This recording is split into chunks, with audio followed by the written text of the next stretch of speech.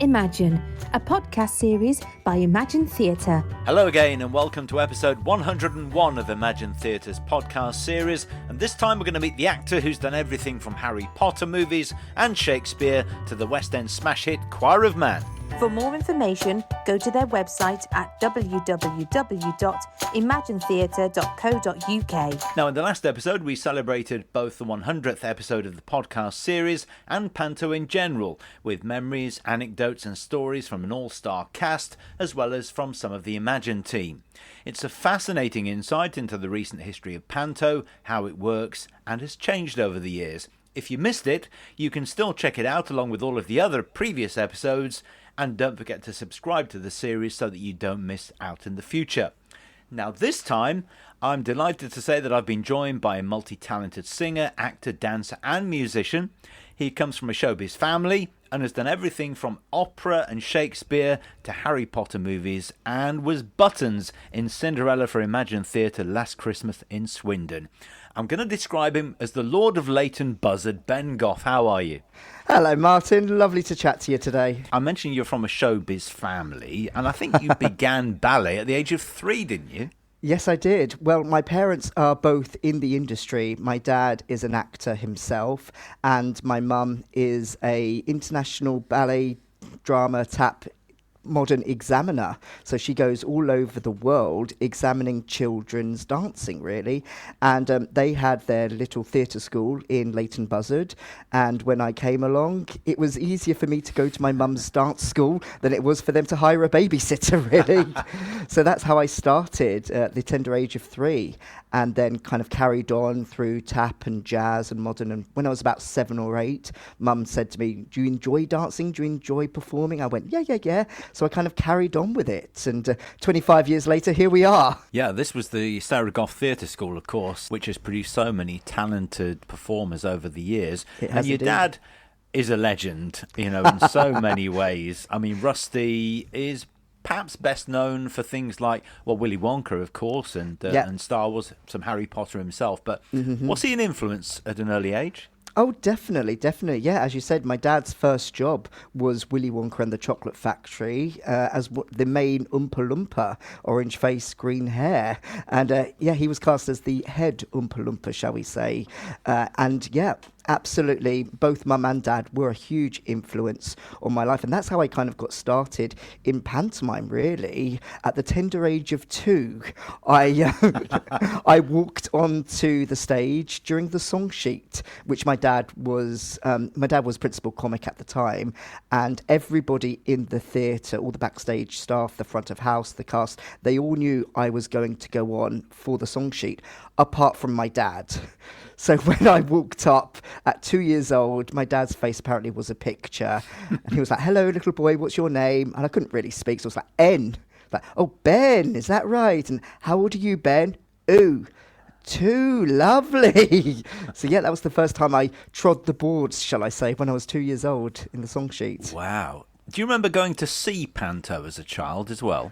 I do, yes, because as I said, my dad, he'd done a production of Snow White and the Seven Dwarfs for the legend John Spillers, and that production went all over the country. And whenever I finished school, and when my brother came along, when he finished school, we both would go up with my mum and spend Christmas with my dad, wherever he was, in Weymouth or Scunthorpe or wherever he was. So I'd always got to see that particular version of Snow White. And occasionally when Dad did have a day off, we would travel and go and see another friend in Panto. So I do remember seeing Cinderella's and Mother Goose at one point, and Jack and the Beanstalks, and absolutely loved being in the theatre, watching the shows, going backstage and meeting people and seeing the costumes and the set. So I've grown up in the world of Panto, shall we say.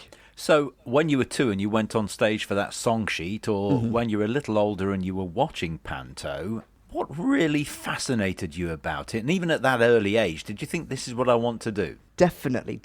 I think for me, it was the spectacle, just seeing the transformation or the finale, everybody in their glittery costumes, and seeing my dad having a lot of fun on stage as well. That's kind of what really drew me to performing. And actually, funny story, I actually made my professional debut when I was 10 in that production of Snow White and the Seven Dwarfs.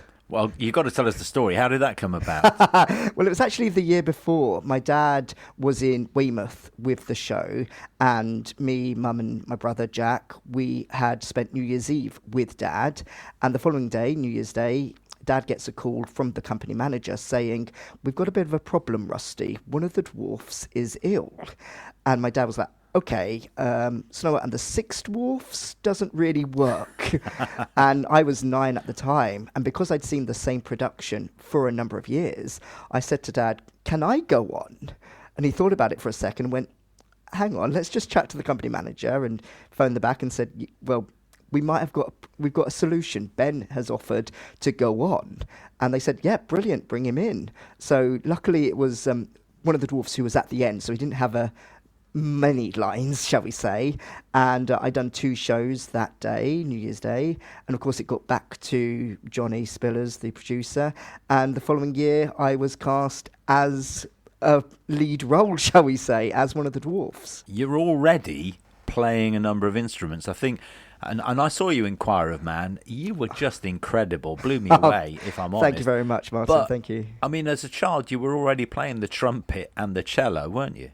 Yeah, so it was back at school. I'd actually started piano lessons when I was about 6 years old. And then when I was in primary school, a teacher came offering violin lessons. And I wanted to play another instrument because my dad apparently can play 44 different instruments. I think he can get noises out of 44 different that's instruments. What he tells you anyway. Exactly. So again, when my dad wasn't doing pantomime, he'd always go to the comedy clubs and the holiday parks doing his cabaret act, where he would play keyboard and post horn and bagpipes and guitar and things like that. So I knew I wanted to kind of be a multi-instrumentalist as well. So this teacher offered violin lessons, and I couldn't play the violin just because of the neck on the violin. I couldn't get my hand around the neck. So she said, "I also offer cello lessons." I thought, that's a little easier for me because cello's in between your legs and I can play that one.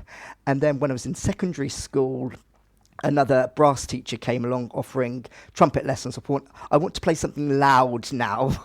So I took up trumpet as well, and trumpet's kind of become my main instrument, shall we say, because it's a little bit more portable than a cello or a piano.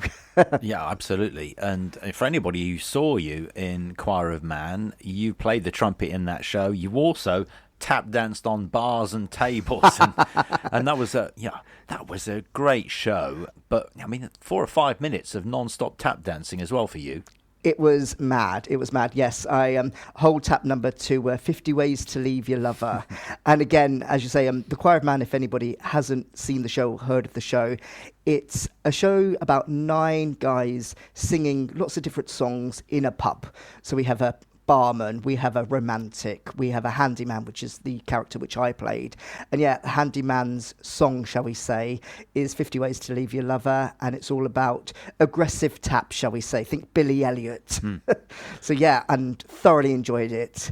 Although I was shattered after every show. It never got easier, Martin, got easier. I know. I mean, it wore me out watching you, to be honest. But fascinating, that show, because I saw it in the early days in what was effectively a big marquee in Coventry for the City of Culture, and then in town with you later on, and it evolved, I have to say. And I guess it always will, because the different performers who come in and out of that show will bring different skills and abilities, like yourself, for instance. Of course, and that's the great thing about the Choir of Man, is that we played a version of ourselves. So even though I was playing the handyman, my character name was Ben, and we had Mark, who was our barman, Sam, who was our poet. And what's also great about the show is that halfway through, we actually talk about home and what home means to us personally.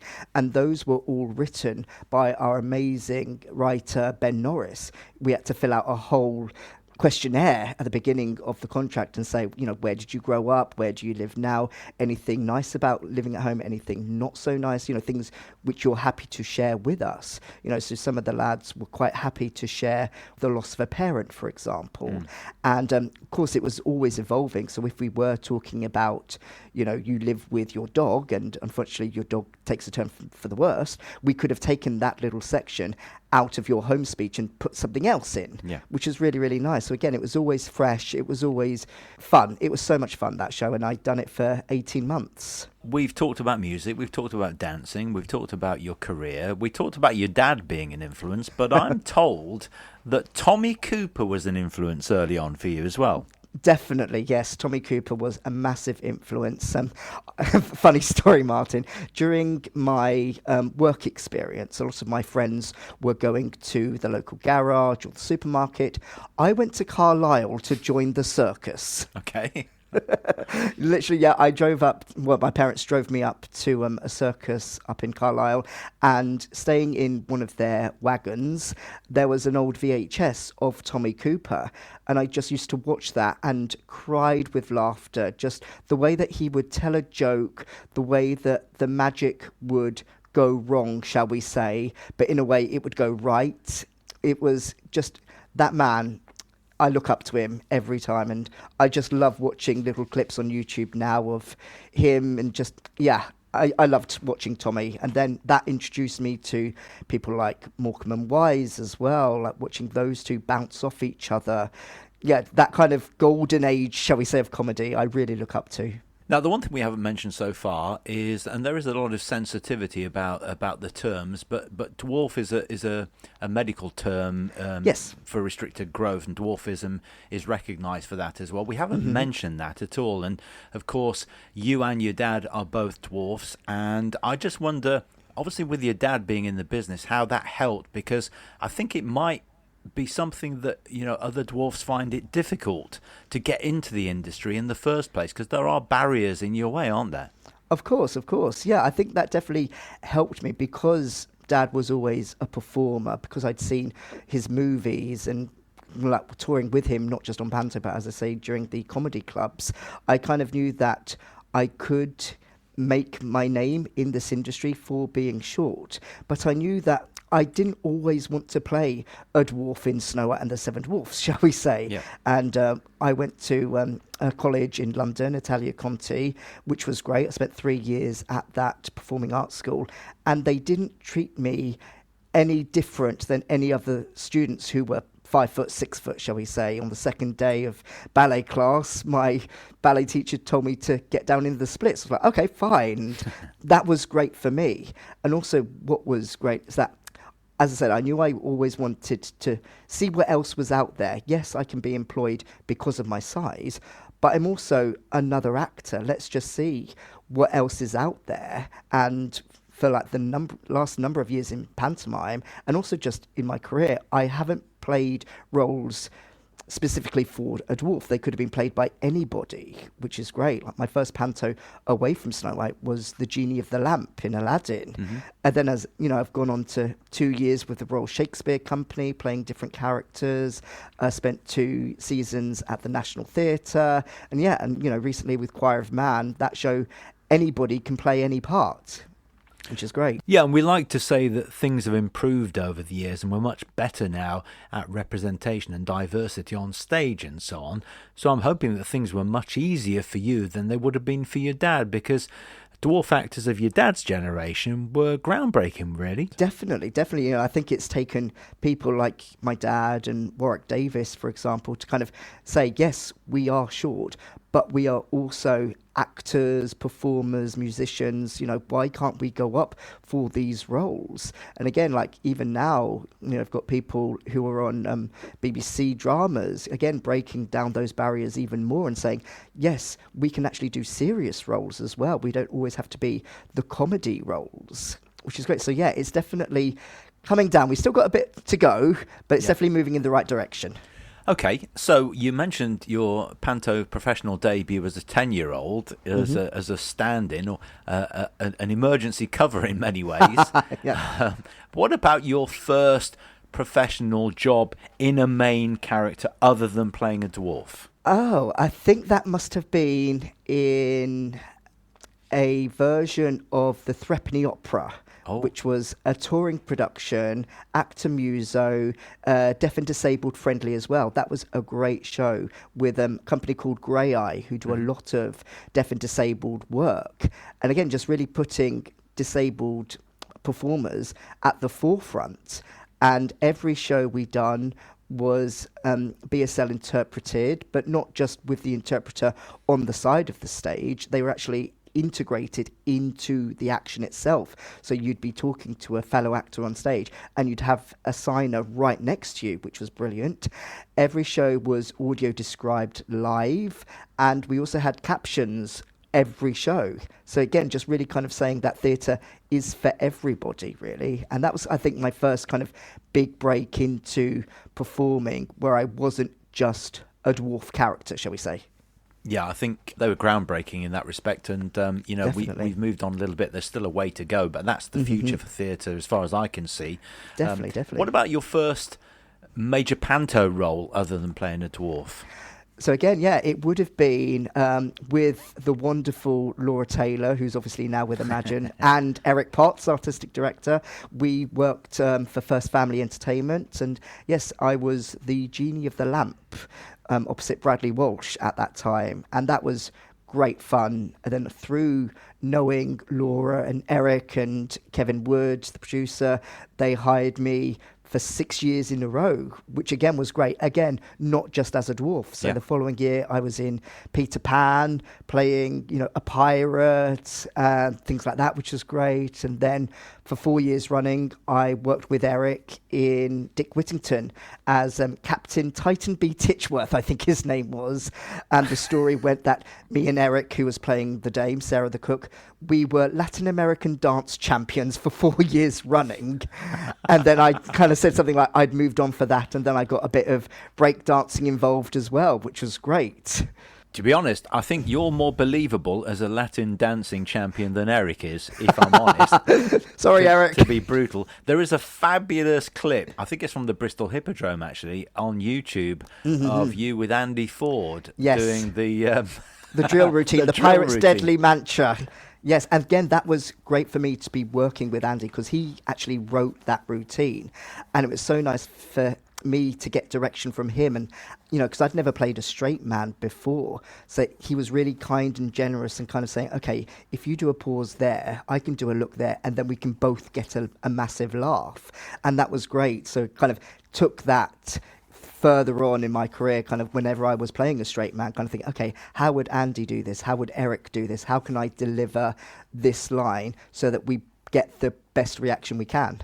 Yeah, I have to say, he's not the easiest person to play straight man to, is he? Because no, he made me corpse a lot of times. Definitely. And even I think on the YouTube clip, he says a line, and I think we both end up with fits of giggles. So much fun. Another man that you worked with early in your career as Dame was another fabulous Dame who influenced you, was Kenny Gibson, of course. Yes, the wonderful Kenny Gibson. And Dad had actually worked with Kenny for a few years, back in the 80s, I think it was. And when I was working with Kenny, Dad was just like, you'll have such a ball with him. And yeah, I did. We never actually had any scenes together, but I remember watching Kenny, and the comic at that time was Barnaby. I just remember watching Kenny and Barney doing these amazing routines together, like the Haunted Bedroom. I used to watch that every time, and I knew what was coming, of course, but every time I used to cry with laughter. And again, just kind of learning from people, watching on the side of stage, going, okay, that's how you time a gag, that's how you can get the best reaction for a joke, or a wig falling off and things like that. It was so much fun.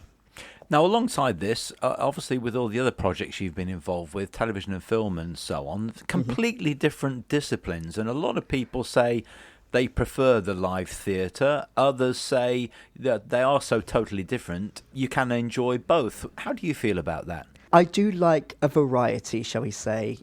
As I said, I'm done 2 years in the West End, which was absolutely great. I'd never done a West End show before.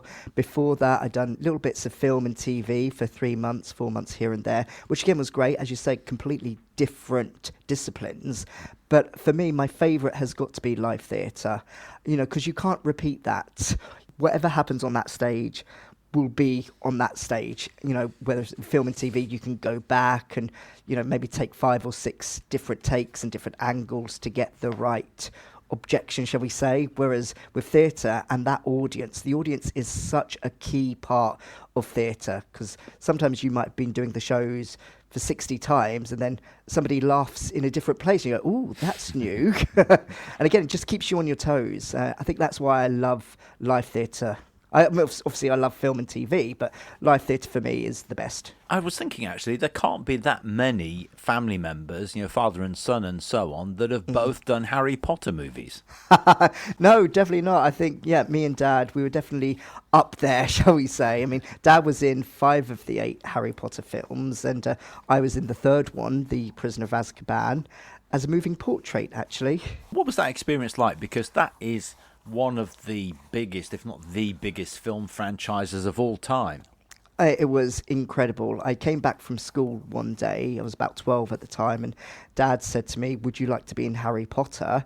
And I read all the books up until that stage and seen the first 2 movies. I was like, yes, absolutely, please. It was like, brilliant. We've got a costume fitting next week. So we drove up to Leavesden Studios, Warner Brothers Studios, just outside Watford, and met with Alfonso Cuarón, the director, and I was in a family of dwarfs, shall we say, and I was the young boy in that painting. And while I was getting my hair and makeup done, Emma Watson and Rupert Grint both walked past me to go into their dressing rooms, and Amanda Knight, the makeup artist, said, would you like to go and meet Rupert and Hermione, Emma? So I was like, yes, please.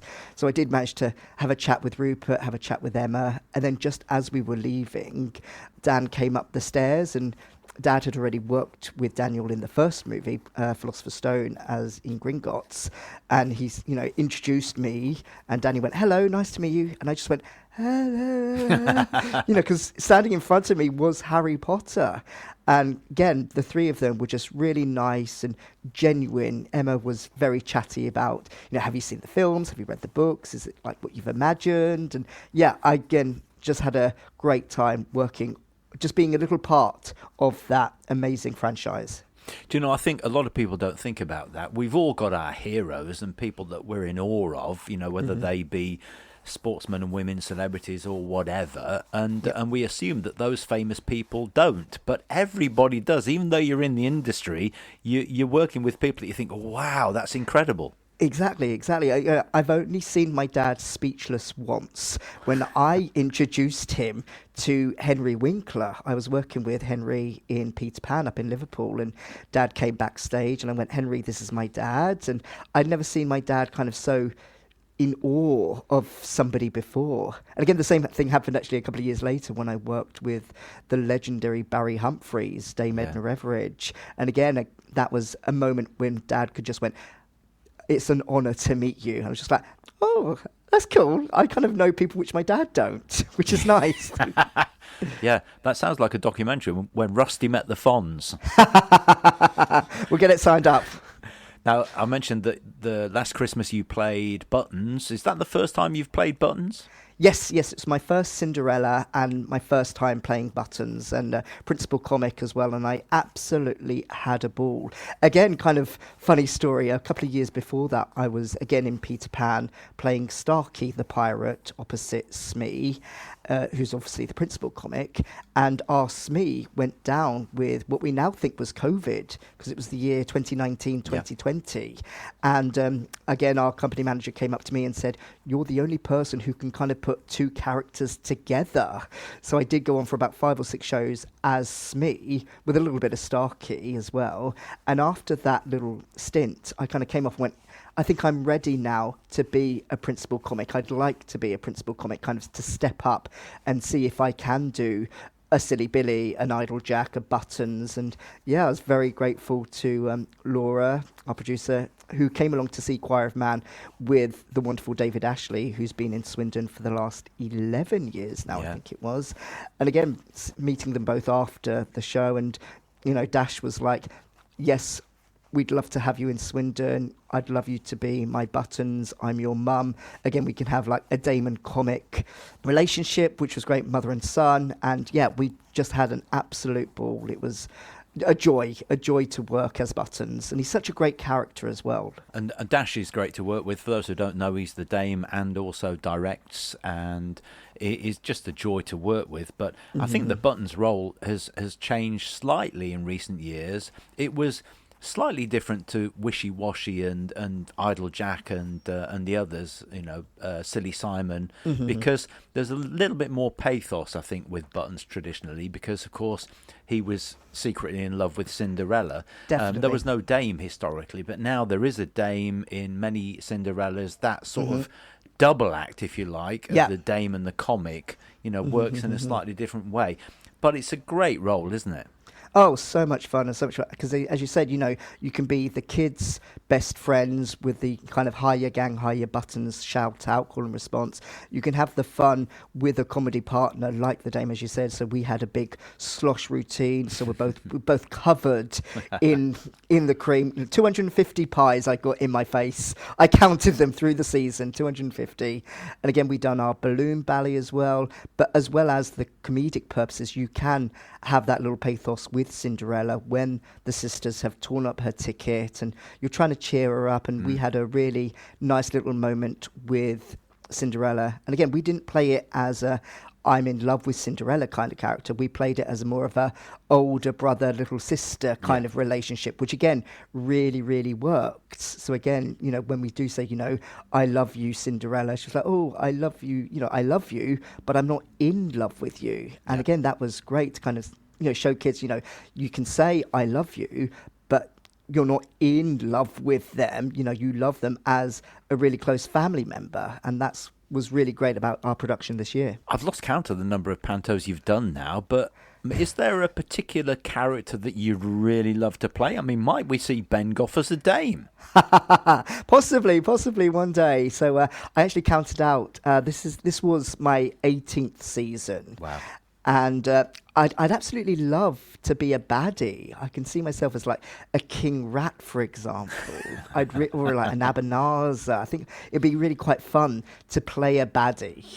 But again, like, who knows, in a couple of years, I'd love to play a Dame, or maybe, put the Dame and baddie together, become an ugly sister.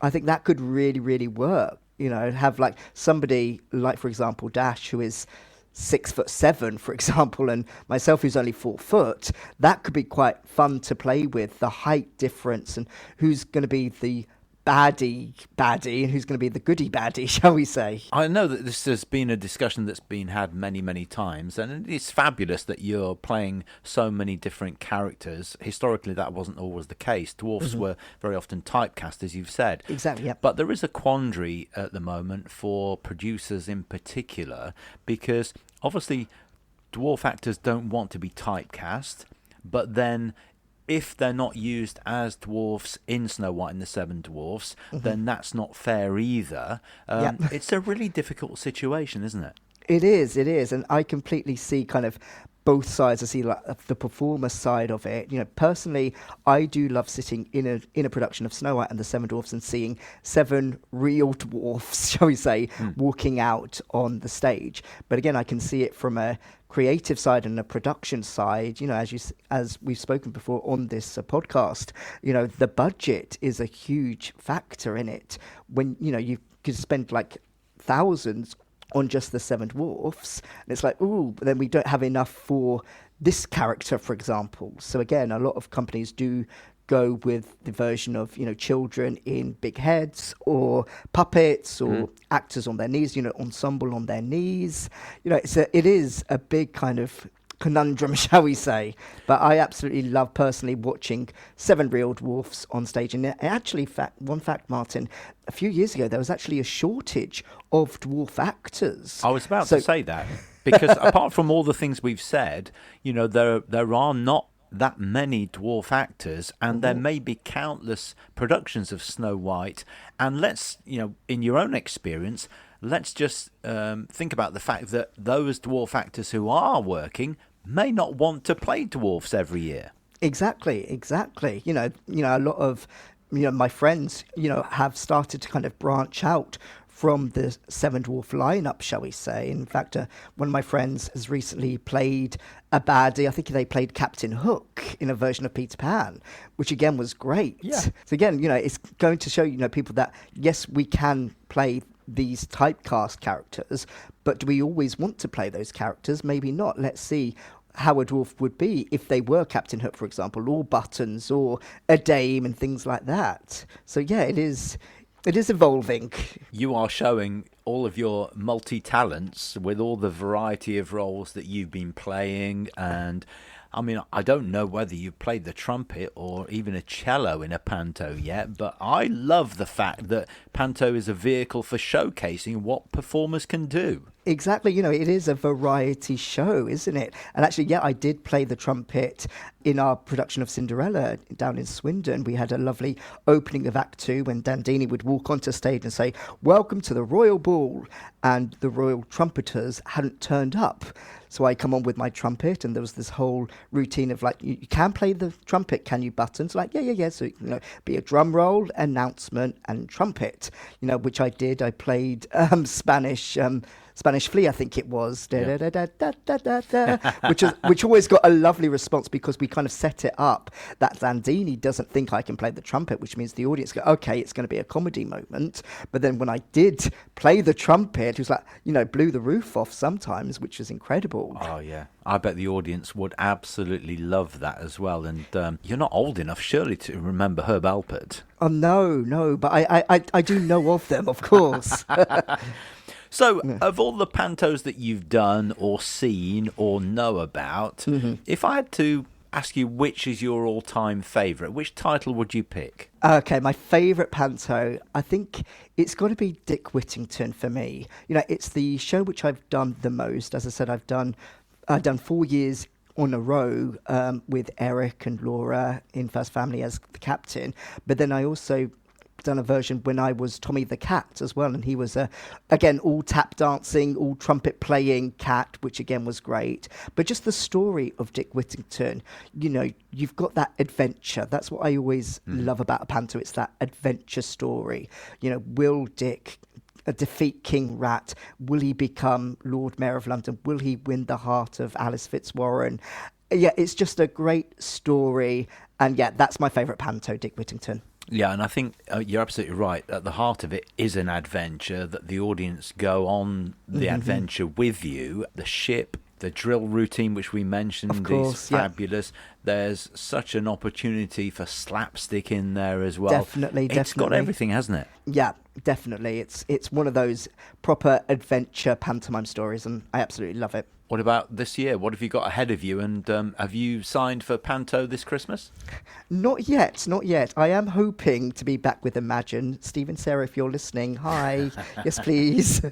I'd love to do Panto again. I'd love to be a principal comic again, whether that is back in Swindon with Dash, whether I play Buttons again in Cinderella, or maybe, I go off and be, as I say, a King Rat, for example, or a Ugly Sister, or possibly a dame. Who knows? But I absolutely love panto, and hopefully I'll find out soon if and where I'm going. And is there anything that we can look out for at the moment on the small or large screen that you're working on? Not yet. But I was in a TV series called Hapless, which is a sitcom series, and I believe that is still streaming on Netflix and Amazon Prime and things like that. So, have a look out for Hapless. Yeah, and of course the movies Artemis Fowl and Harry Potter and the Prisoner of Azkaban and they're still available on Disney Plus and things like that. So yeah. Listen, Ben, it's been absolutely fabulous talking to you. I know that you'll be back in Panto. Who knows where next Christmas?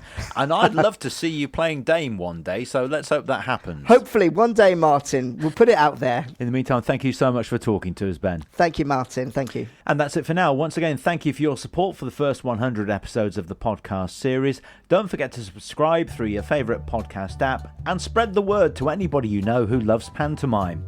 Next time, we're going to start an occasional series looking at the stock panto characters by talking about the Dame. So make sure you join me, Martin Ballard, next time for episode 102. Thank you for listening to the latest edition of Just Imagine, the podcast series from Wyvern Theatre. And you can find out more by going to www.imaginetheatre.co.uk.